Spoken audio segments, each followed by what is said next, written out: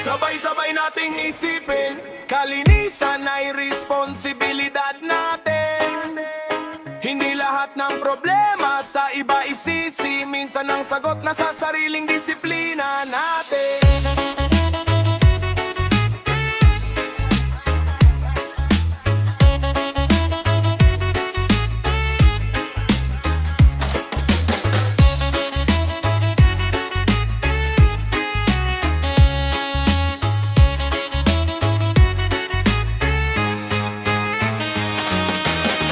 Tapon dito, tapon doon, kahit saan na lang. Basura sa kalsada, kanalay barado na naman. Plastic sa ilog, bote sa estero. Pag umulan ng malakas, bahagad ang eksena rito. Isa lang naman ang palaging dahilan, pero kapag lahat gumawa, saan tayo pupulutin ng maliit na masura? Kapag pinagsama-sama, nagiging malaking problema sa buong komunidad. Tama, oh, kailangan nating magbago. Kalikasan ay ating alagaan. Kung bawat isa'y may disiplina, bahat bara'y mababawasan.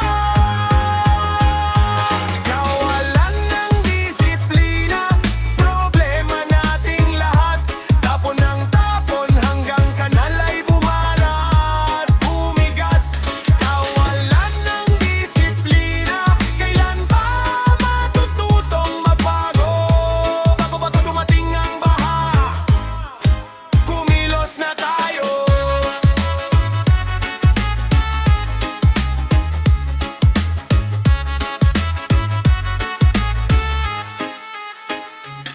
Huwag hintayin na baha ang pumasok sa bahay bago pulutin ang kalat na matagal nang nakakalat. May basurahan naman, bakit sa lupa pa rin? Simpleng pagtatapon, bakit hindi natin gawin? Hindi lang gobyerno, hindi lang barangay, may bahagi rin tayo sa problemang taglay. Serbisyo at proyekto, kailangan siyempre, pero disiplina ng tao, malaking bagay din, prere.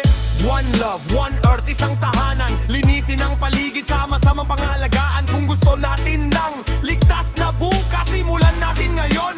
Huwag nang bukas. Kawalan ng disiplina, panahon ng magbago. Huwag nang magtapon kung saan-saan, kumilos tayo. Basura sa tamang lalagyan, simpleng paraan para sa malinis na barangay at ligtas na kinabukasan. Yeah, hindi sapat ang reklamo, kailangan ng gawa.